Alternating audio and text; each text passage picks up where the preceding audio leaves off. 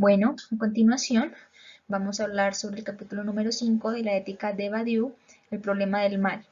Este capítulo está a cargo de José Alirio Risueño, Julia Estefani Moreno López y quienes habla Daniela Rojas Loaiza.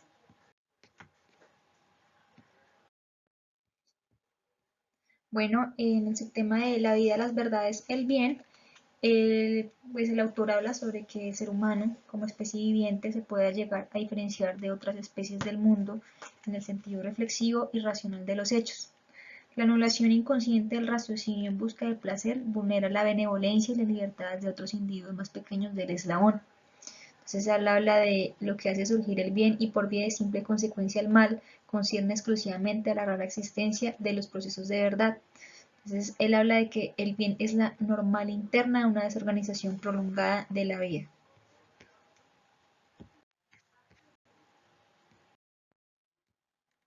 Si existe el mal, es necesario pensarlo a partir del bien. Sin la consideración del bien y en consecuencia las verdades, no existe sino la inocencia cruel de la vida que está más acá del bien y del mal. De modo que por extraño que resulte, es absolutamente necesario que el mal sea una dimensión posible de las verdades. Bueno, el ser humano en su existencia puede concebir los actos como un acto reflexivo y con esto puede apelar a sus principios éticos o morales, evitando caer en la banalidad del mal o en el mal radical, por el simple hecho de hacer un seguimiento ciego y obediente de las políticas implementadas como verdades en una sociedad laxa. La superioridad de la persona radica en su acto reflexivo, en el cual reconoce la autoridad como individuo y respeta en ese sentido su libertad. Con lo anterior, resalto pues la diferencia que hay entre los conceptos de banalidad del mal y el mal radical, en donde en el primer caso el individuo realmente no es consciente, simplemente está siguiendo órdenes con actos irreflexivos. Sin embargo, en el segundo caso, el individuo sí es consciente del daño a la otredad.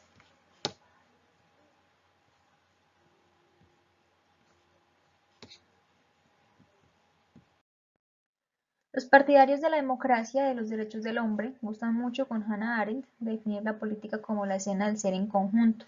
Apoyados en esta definición, llegan a un callejón sin salida respecto a la ciencia política del nazismo.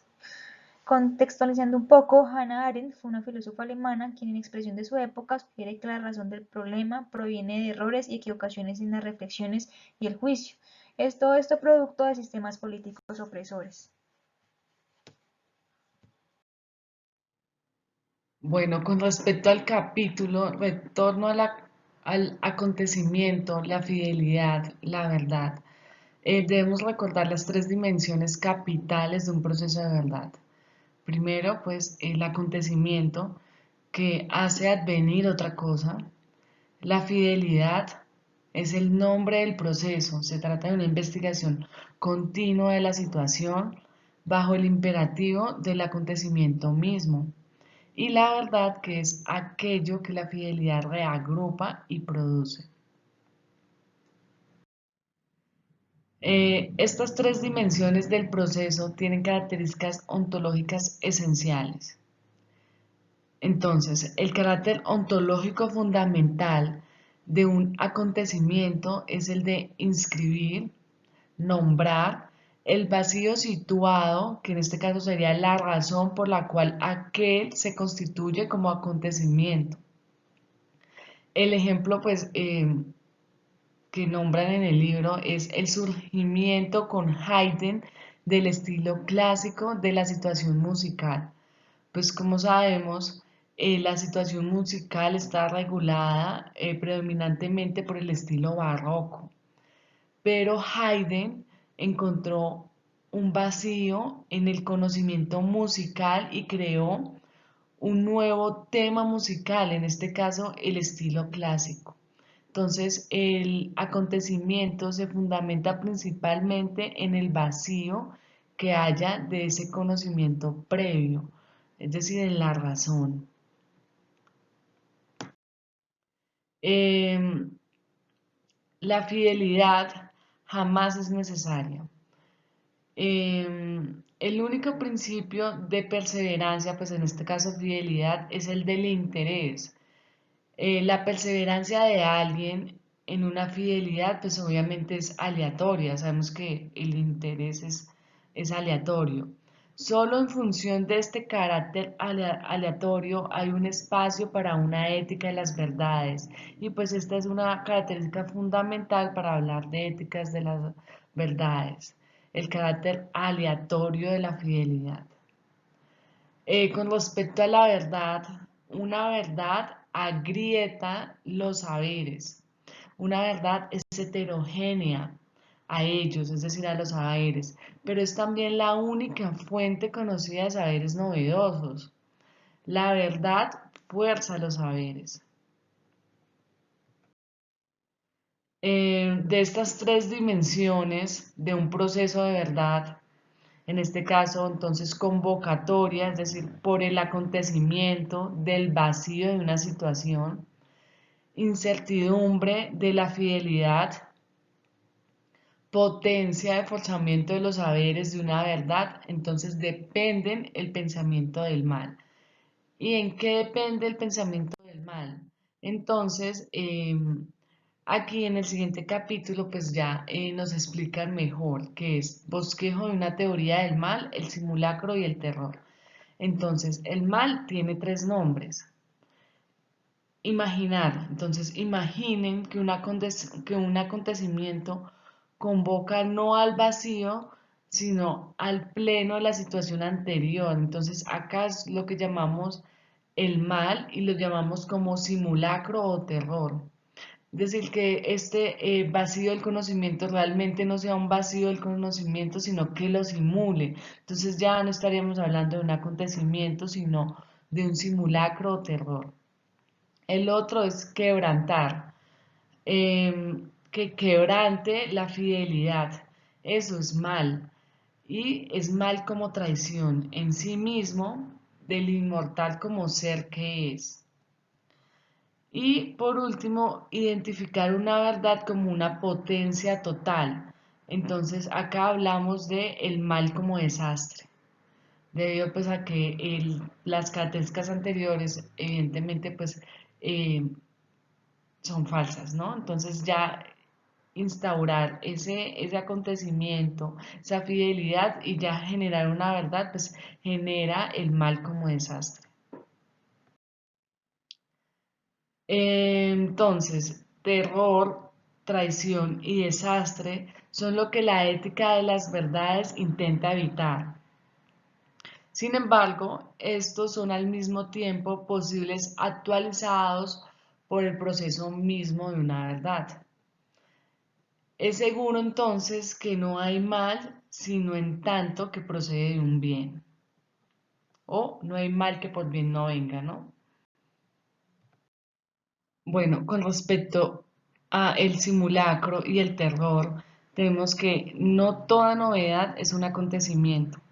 Es necesario que aquello convocado y nombrado por el acontecimiento sea el vacío central de la situación, es decir, que haya realmente un vacío en el conocimiento que se tenía pues antes, respecto del cual este acontecimiento es un acontecimiento o será un acontecimiento y se llamará simulacro, el simulacro y el terror si este acontecimiento pues obviamente no cumple con las características de vacío en el conocimiento eh, con respecto pues entonces a lo que ya se conocía previamente, ¿no? Continuando con la revisión de las figuras del mal, en segundo lugar tenemos a la traición. Pues esta consiste en el quebranto a la continuidad subjetiva de fidelidad. Dicho de otra forma, se refiere al quebranto, al abandono de la ruta que nos veníamos trazando, de lo que éramos a lo que íbamos a hacer, con base en un evento o en un acontecimiento muy importante que influyó en nuestra vida, al que denominaremos clic. Esto suscitado en un proceso de crisis. Con esto me refiero al contraste entre lo que éramos antes del clic, al mortal, por así llamarlo, versus lo que íbamos a hacer posterior al clic, es decir, al inmortal, en el que uno o varios alguien entra en la composición del sujeto por el propio proceso de verdad. Por ejemplo, encontrarnos ante una novedad difícil que nos hace perder el camino, que nos hace salirnos de la ruta. e incluso por la existencia de simulacros que nos generan temor y miedo, que se configura en un conflicto entre continuar o perseverar en el ser, a saber, entre el continuar siendo mortales o continuar siendo inmortales, continuar ese proceso de transformación posterior al clic, al acontecimiento vital. Ejemplos de este conflicto o de esta crisis lo constituye un investigador que presenta desaliento durante el proceso investigativo, o un matemático que no logra comprender durante mucho tiempo una demostración matemática nueva, pese a que trata de revisarla varias veces. Esto conlleva a que se niegue al inmortal en la forma de traición al devenir sujeto. En otras palabras, se refiere a que como nos frustramos, como nos sentimos que no podemos continuar, pues simplemente negamos al proceso, a la verdad a la que nos estábamos encontrando y volvemos al comienzo, es decir, a la mortalidad, al ser que no quiere cambiar, por así decirlo.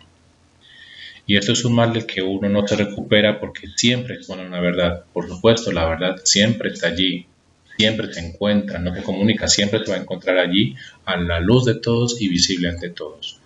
Un ejemplo de esto lo constituye el oftalmólogo que denunció la infección por SARS-CoV-2 a nivel mundial y posteriormente por el simulacro que llamaremos comunismo chino, y por presión de este tuvo que retractarse.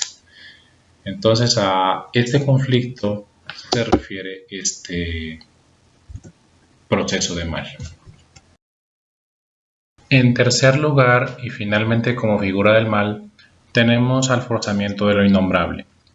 Partimos de que la verdad en su potencia recompone opiniones. Dicho de otra forma, las transforma, las reestructura o las reconfigura, pero nunca las vuelve verdaderas, porque la verdad es indiferente a ellas. Con esto me refiero a que la ruta de la verdad hace que las opiniones sean transformadas. Sin embargo, la verdad siempre está allí, siempre se va a encontrar y nunca cambiará. La verdad subjetiva trabaja sobre los elementos múltiples de una situación objetiva. Con esto me refiero a la situación que nos ha estado rodeando siempre, al nombrar sus elementos para poder intercambiar opiniones. A saber, me refiero a cómo nos comunicamos los seres mortales antes de que nos suceda el acontecimiento o el clic. Esto se denomina el lenguaje de la situación. Sin embargo, la verdad nombra estos elementos desde la perspectiva del acontecimiento, reestructurándose en el lenguaje sujeto, que es subjetivo, que emite pronunciamientos sobre elementos en verdad a partir de la ruptura inmanente posterior al acontecimiento. En otras palabras, me refiero a la perspectiva que tenemos de los elementos que componen una situación posterior a que nos sucede el clic, el acontecimiento que genera un profundo cambio interno en cada uno de nosotros. Esto constituye el sujeto, que es el punto real del pronunciamiento, mas no el elemento. Bien. Si quisiéramos nombrar y evaluar a todos los elementos de la situación objetiva mediante el proceso de la verdad, esto conlleva a estructurar un concepto llamado potencia total de la verdad. Es decir, en el que la totalidad de la situación objetiva se corresponde a la coherencia particular de una verdad subjetiva. Claro, se refiere a que el proceso de verdad forzará a reemplazar el lenguaje de situación por el lenguaje de sujeto. Y así, el inmortal se realizará como una negación integral del animal humano que lo sustenta. Por ejemplo, cuando Bertalanffy estructuró alrededor de los años 50 la teoría general de los sistemas, puesto que tomó a las ciencias como holísticas e integrales e interrelacionadas entre sí, tratando de integrarlas y crear una sinergia entre ellas.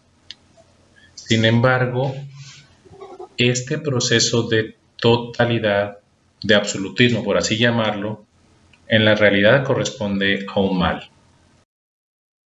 Precisamente, toda absolutización de la potencia de una verdad organiza un mal. Esto se denomina desastre. Claro, porque la verdad se sustenta en el continuo devenir, en el continuo cambio. Su único ser es el advenimiento en una situación de una verdad singular.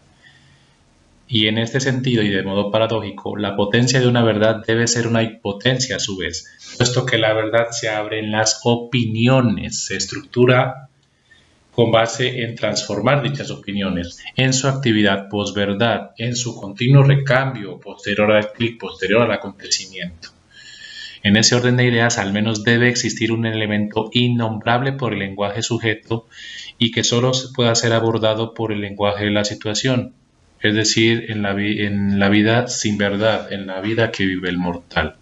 Por ejemplo, en matemáticas tenemos que existe una proposición y tenemos que existe el no de esta proposición, es decir, la contradicción a ella. Sin embargo, matemáticamente hablando, es complejo y yo diría que hasta imposible, acorde a la lectura que realicé del texto, que exista una no contradicción, o sea, una negación de la negación. En la realidad y desde un punto de vista matemático eso no existe y eso es algo innombrable, a partir de esta ciencia. Síntesis y como conclusión de todos los aspectos revisados en el libro, en primer lugar tenemos que el bien no es ni la ausencia del mal ni el negativo del mal, es al contrario. Las figuras del mal tienen la posibilidad de suscitar y de existir de hecho por el proceso de verdad que implica el bien. Estas figuras se dividen en tres: en simulacro, que es un fiel aterrorizante a falso acontecimiento, es decir, un mortal sometido a una dictadura, por así llamarlo. En segundo lugar tenemos a la traición, que se refiere a ceder respecto de una verdad por interés propio, es decir, negar el camino que nos estábamos trazando hacia la verdad por frustración, por sentir que no podíamos continuar, devolviéndonos al mortal que éramos antes del clic. Y finalmente al forzamiento de lo innombrable, que esto es un desastre, en el sentido de colocar a la verdad en una totalidad, en una forma de nombrar absolutamente todo, lo cual ya vimos no es factible ni de hecho sustentable desde sus propios fundamentos. Entonces el libro parte de una crítica a la ética socializada, que es conservadora, que produce renuncia a la capacidad de entrar en la composición y en el devenir de algunas verdades eternas, es decir, al probable proceso de recambio que generan los acontecimientos vitales. De esta manera se estructura un nuevo camino con base en el devenir de la verdad, refiriéndonos a continuar siendo alguien capturado y desplazado por un proceso posterior acontecimiento de una verdad.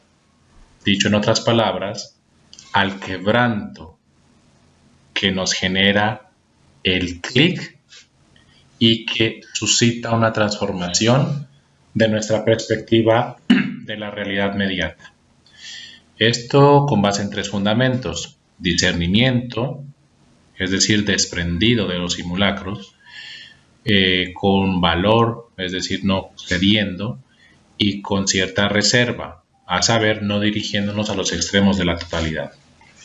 De esta forma, la ética de la verdad intenta por fidelidad contrarrestar el mal, sin indicar abstracciones en un derecho ni luchar contra un radicalismo. En síntesis, se refiere a que la verdad está allí. Cada persona, desde su perspectiva, puede acceder a ella partiendo de su fundamento, en primer lugar, y en segundo lugar, de las situaciones, de los acontecimientos que le suceden, que generan un clic, un cambio en su ser, y así nuevas perspectivas que continúan retroalimentándose en este continuo proceso. Este libro nos orienta hacia estructurar una nueva ética, no con base en la moralidad clásica, sino con base en el proceso real de la verdad.